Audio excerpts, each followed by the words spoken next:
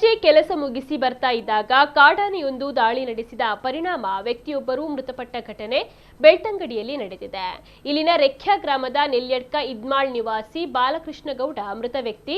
ಇವರು ಮುಚ್ಚಿರಡ್ಕ ಭಾಗದಲ್ಲಿ ಕೆಲಸವನ್ನ ಮುಗಿಸಿ ಸಂಜೆ ಮನೆಗೆ ಮರಳದೇ ಇದ್ದ ಹಿನ್ನೆಲೆ ಹುಡುಕಾಟವನ್ನ ನಡೆಸಿದಾಗ ಅವರ ಮೃತದೇಹ ದಾರಿಯಲ್ಲಿ ಕಾಣಸಿಕ್ಕಿದೆ.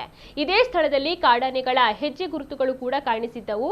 ದಾರಿಯ ಮಧ್ಯೆ ಕಾಡಾನೆ ದಾಳಿ ನಡೆಸಿರಬಹುದು ಅಂತ ಶಂಕಿಸಿ ಸ್ಥಳೀಯರು ಹುಡುಕಾಟವನ್ನು ನಡೆಸಿದ್ದರು. ಘಟನಾ ಸ್ಥಳದ ಸಮೀಪ ಆನೆಯ ಹೆಜ್ಜೆ ಗುರುತುಗಳು ಕೂಡ ಪತ್ತೆಯಾಗಿದ್ದು ಕಾಡಾನೆ ದಾಳಿಯಿಂದಲೇ ಅವರು ಮೃತಪಟ್ಟಿರುವುದಾಗಿ ಸ್ಥಳೀಯರು ಮಾಹಿತಿಯನ್ನು ನೀಡಿದ್ದಾರೆ. ಘಟನಾ ಸ್ಥಳಕ್ಕೆ ಅರಣ್ಯ ಇಲಾಖೆ ಹಾಗೂ ಪೊಲೀಸ್ ಅಧಿಕಾರಿಗಳು ಭೇಟಿ ನೀಡಿ ಪರಿಶೀಲನೆಯನ್ನ ನಡೆಸಿದ್ದಾರೆ.